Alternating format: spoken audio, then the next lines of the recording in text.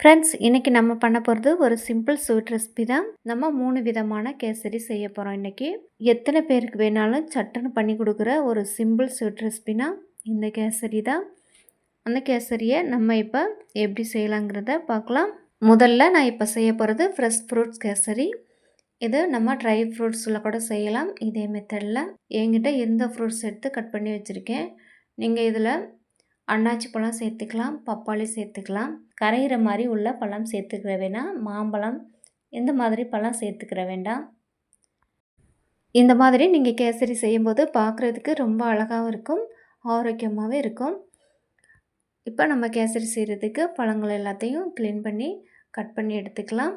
இந்த மாதிரி கேசரி செஞ்சு உங்கள் வீட்டில் நடக்கிற ஃபங்க்ஷனுக்கெலாம் சர்வ் பண்ணும்போது ரொம்பவே சந்தோஷமாக இருக்கும், பார்க்குறதுக்கு ரொம்பவே அட்ராக்டிவாக இருக்கும். பழங்கள் எல்லாத்தையும் கட் பண்ணி எடுத்துகிட்டு ரவை எடுத்து இப்போ வறுத்துக்குருவோம். 1/2 கிலோ ரவை எடுத்துருக்கேன்னா ரவையோட கலர் சேஞ்ச் ஆகிற மாதிரி வறுக்கக்கூடாது, லைட்டாக வறுத்தா போதும். கை பொறுக்க முடியாத சூடுக்கு வறுத்தா போதும் ரவையை. 2 கப் அளவு ரவை எடுத்திருக்கேன்னா இந்த கப்பில் வச்சு தான் நம்ம இப்போ சீனி தண்ணி எல்லாமே அளந்துக்க போகிறோம். எடையளவில் பார்த்திங்கன்னா 1/2 கிலோ ரவை இது. முக்கியமாக ரவையோட கலர் மாறக்கூடாது, அங்கங்கே தீஞ்சு போகக்கூடாது. அப்படி தீஞ்சு போச்சுன்னா கேசரியோட கலரே மாறி போயிடும், கேசரியோட வாசமும் நல்லா இருக்காது. அதனால் வறுக்கிறது நல்லா பக்குவமாக வறுத்து எடுத்துக்கிறேங்க. கொஞ்சமாக நெய் சேர்த்து ரவையை வறுத்து எடுத்துக்கிறேங்க மிதமான தீயில் வச்சு.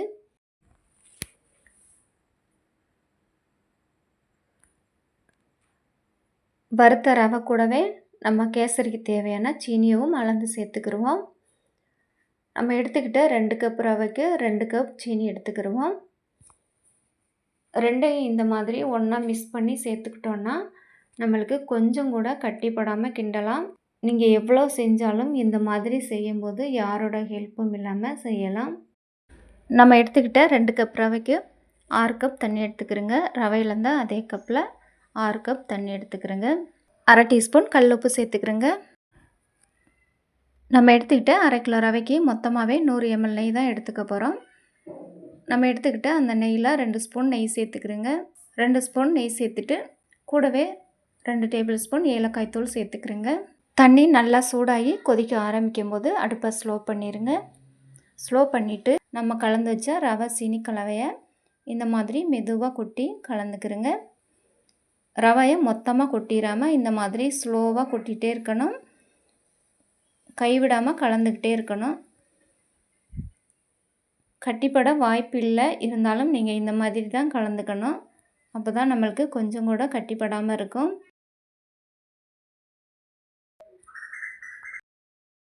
ரவை சேர்த்தா 5 நிமிஷத்துலேயே ரவை நல்லா வெந்துடும். அதுக்கப்புறம் நம்ம நெய் சேர்த்துக்கலாம். நம்ம மீதம் இருந்த நெய்யில் பாதி நெய் சேர்த்துக்கிறேங்க. சேர்த்துட்டு நல்லா கலந்து விட்டுக்கிறேங்க. கலந்து விட்டுட்டு அதுக்கப்புறம் நம்ம கட் பண்ணி வச்ச ஃப்ரூட்ஸை ஒன்றா சேர்த்துக்கலாம். இந்த கேசரிக்கு நம்ம கலர் எதுவுமே சேர்க்க போகிறதில்ல, நம்ம சேர்க்க போகிற ஃப்ரூட்ஸு தான் இதுக்கு கலர். இந்த ஃப்ரூட்ஸோட கலர் எதுவும் இறங்காத மாதிரி ஃப்ரூட்ஸாக நீங்கள் சேர்த்துக்கிறணும். ஃப்ரூட்ஸோட கலர் தனியாக இருக்கணும், கேசரியோட கலர் ஒயிட்டாக இருக்கணும். அதுதான் இந்த கேசரிக்கோட அழகே. இந்த மாதிரி நம்ம கட் பண்ணி வச்ச ஃப்ரூட்ஸ் எல்லாத்தையும் சேர்த்து மிக்ஸ் பண்ணிக்கிறேங்க. ஃப்ரூட்ஸில் சேர்க்கும் போது கொஞ்சம் கொஞ்சம் மீதம் வச்சுக்கிறேங்க லாஸ்ட்டாக டெக்கரேஷன் பண்ணுறதுக்காக. மொத்தமாக எல்லாத்தையும் அப்படியே கொட்டிடாமல் ஃப்ரூட்ஸ் எல்லாத்தையும் ஒன்று சேர்த்து நல்லா கலந்து விட்டுட்டு மீதம் இருக்க நெய் எல்லாத்தையும் சேர்த்து நல்லா கலந்து விட்டுக்கிறேங்க. மீதம் இருக்க நெய் எல்லாத்தையும் சேர்த்து நல்லா கலந்துருங்க. கலந்துட்டு அடுப்பை ஆஃப் பண்ணிடலாம். கேசரியை அடுப்பை விட்டு கீழே இறக்கிட்டு நம்ம மீதம் வச்ச ஃப்ரூட்ஸ் எல்லாத்தையும் மேலே அழகாக கொட்டி டெக்கரேஷன் பண்ணிடுங்க. அவ்வளோதான், நம்மளுக்கு ஃப்ரூட்ஸ் கேசரி தயாராகிடுச்சு. அடுத்து நான் பண்ண போகிறது பால் கேசரி, கல்யாண வீட்டு கேசரி. பால் கேசரி நம்ம விருப்பம் போல் செஞ்சுக்கலாம். பாதாம் முந்திரி எடுத்து லைட்டாக வறுத்துக்கிட்டேன். மிதமான தீயில் வச்சு 2 ஸ்பூன் நெய் சேர்த்து வறுத்து எடுத்துக்கிறேங்க. கூடவே திராட்சை, உலர்ந்த திராட்சை சேர்த்து நல்லா இந்த மாதிரி உப்பி வர்ற அளவுக்கு வறுத்து எடுத்துக்கிறேங்க. இப்போ கேசரி செய்கிறதுக்கு நான் 1 கப் ரவை எடுத்திருக்கேன். நான் ரொம்பவே கம்மியான அளவில் தான் இது செய்கிறேன். அதனால் நான் வேறு பாத்திரத்துக்கு மாற்றிக்க போகிறதில்ல. முதல்ல சொன்ன மாதிரியே ரவையை பக்குவமாக வறுத்துக்கிறேங்க. மிதமான தீயில வச்சு ரவை கருகிராமல்.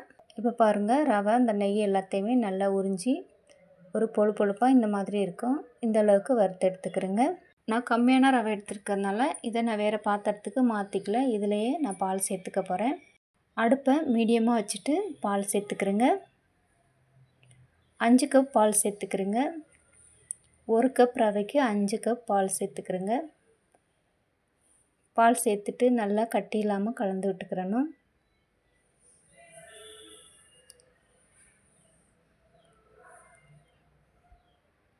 நல்லா கலந்து விட்டுட்டு கூடவே கலருக்காக லைட்டாக மஞ்சத்தூள் தான் நான் சேர்த்துக்கிறேன். மஞ்சத்தூள் 1 டீஸ்பூன் ஏலக்காய் தூள் சேர்த்து நல்லா மிக்ஸ் பண்ணி விட்டுருங்க. நம்ம எந்த கப்பில் ரவை எடுத்தோமோ அதே கப்பில் 1 கப் சீனி சேர்த்துக்கிறேங்க. இந்த அளவுக்கு ஒரு கேசரி பக்குவத்துக்கு வந்ததும் 4 டேபிள் ஸ்பூன் நெய் சேர்த்து நல்லா கலந்து விட்டு நம்ம வறுத்து வச்ச நட்ஸை சேர்த்து மிக்ஸ் பண்ணி கலந்து இறக்கிடுங்க. அவ்வளோதான், பால் கேசரி தயாராகிடுச்சு. இந்த பால் கேசரியோட டேஸ்ட்டும் வாசனையும் குழந்தைங்களுக்கு ரொம்பவே பிடிக்கும். கேட்டு வாங்கி சாப்பிடுவாங்க. நம்ம வீட்டில் செய்கிற ஒவ்வொரு பொருளும் நம்ம அளவோட ஆரோக்கியமாக தான் செஞ்சு கொடுப்போம். கொஞ்சம் கூட அந்த பொருட்கள் வேஸ்ட் ஆகாமையும் வீணடிக்காமல் நம்ம செஞ்சு சாப்பிட்டு முடிச்சிருவோம். ஆனால் கல்யாண வீட்டு கேசரி அப்படி கிடையாது. நெய்யை விட அதிகமாக எண்ணெய் தான் சேர்த்து செய்வாங்க. நான் இது வரைக்கும் செஞ்ச கேசரியில் கொஞ்சம் கூட எண்ணெய் சேர்த்துக்கல. நான் இனிமேல் செய்ய போகிற கேசரியில் எண்ணெய் பாதி நெய் பாதி சேர்த்து தான் செய்ய போகிறேன். அது கல்யாண வீட்டு கேசரி மெத்தட். இப்போ கல்யாண வீட்டு கேசரி மெத்தடில் கேசரி செய்கிறதுக்கு நான் 1/4 கிலோ ரவை எடுத்திருக்கேன். நான் முதல்ல சொன்ன மாதிரியே தான் ரவையை பக்குவமாக வறுத்துக்கணும். ரவை கருகிராமல் மிதமான தீயில வச்சு வறுத்துக்கிறணும். இந்த ரவையோட நம்ம சேர்க்க போகிறது 150 ml ரீஃபைண்ட் ஆயில், வாசனை இல்லாத எண்ணெய் சேர்த்து வறுத்துக்கிறேங்க. இந்த எண்ணெயில் ரவை நல்லா பொரிஞ்சு வரணும். எண்ணெயில் ரவை நல்லா பொரிஞ்சு எண்ணெய் எல்லாத்தையும் ரவை நல்லா இழுத்துக்கும். இந்த அளவுக்கு பொரிஞ்சதுக்கப்புறம் ரவை அளந்து அதே கப்பில் 3 கப் தண்ணி சேர்த்துக்கிறேங்க. ரவை நல்லா வேக வரைக்கும் கைவிடாமல் கலந்து விட்டுக்கிட்டே இருங்க. கொஞ்சம் கூட கட்டிப்படக்கூடாது. இப்போ கேசரிக்கு கலர் சேர்த்துக்கலாம். நான் ஆரஞ்சு எல்லோ கலர் சேர்த்துருக்கேன். கேசரிக்கு இந்த கலர் ரொம்பவே பர்ஃபெக்டாக இருக்கும். கேசரிக்கு தகுந்த அளவு கலர் சேர்த்து நல்லா கலந்து விட்டுக்கிறேங்க. இந்த கேசரிக்கு தேவையான சர்க்கரையோட அளவு 350 கிராம் சேர்த்துக்கிறேங்க. 250 கிராம் ரவைக்கு 350 கிராம் சீனி சேர்த்துக்கிறேங்க. சர்க்கரை சேர்த்து நல்லா கலந்து விட்டு 1 டேபிள் ஸ்பூன் ஏலக்காய் தூள் சேர்த்துக்கிறேங்க. சேர்த்து நல்லா மிக்ஸ் பண்ணி விட்டுக்கிறேங்க. ரவை நல்லா வெந்து சீனியும் நல்லா மெல்ட் ஆகி ஒரு சரியான கேசரி பக்குவத்துக்கு வந்தாச்சு. இதுக்கப்புறம் நம்ம விருப்பம் போல் ட்ரை ஃப்ரூட்ஸ் சேர்த்துக்கலாம். நட்ஸ் சேர்த்திங்கன்னா நட்ஸை நெய்யில் பொரித்து சேர்த்துக்கிறேங்க. ட்ரை ஃப்ரூட்ஸ் சேர்த்திங்கன்னா அப்படியே சேர்த்துக்கலாம். நான் முந்திரி உலர்ந்த திராட்சை மட்டும்தான் சேர்க்க போகிறேன். அதனால் நெய்யில் பொரித்து நான் சேர்த்துக்க போகிறேன். முந்திரி திராட்சையை நெய்யில் வறுத்து நான் சேர்த்துக்கிட்டேன். அவ்வளோதான், நல்லா மிக்ஸ் பண்ணி விட்டு சர்வ் பண்ணிடலாம். உங்கள் வீட்டில் நடக்கிற சின்ன சின்ன ஃபங்க்ஷனுக்கு நீங்களே ஈஸியாக இந்த மாதிரி கேசரி ரெடி பண்ணி சர்வ் பண்ணலாம். கேசரி ரொம்பவே அருமையாக இருக்கும்.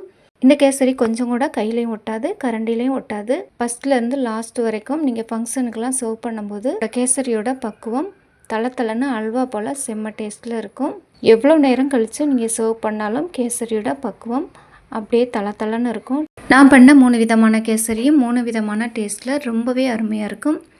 இந்த கேசரி ரெசிபி உங்களுக்கு பிடிச்சிருந்தா லைக் பண்ணுங்கள். யாருக்கெல்லாம் யூஸ்ஃபுல்லாக இருக்குன்னு நினைக்கிறீங்களோ அவங்களுக்கெல்லாம் ஷேர் பண்ணுங்கள். சேனலை சப்ஸ்கிரைப் பண்ணாதவங்களாக இருந்தால் மறக்காமல் சேனலை சப்ஸ்கிரைப் பண்ணுங்கள். தேங்க்யூ, பாய்.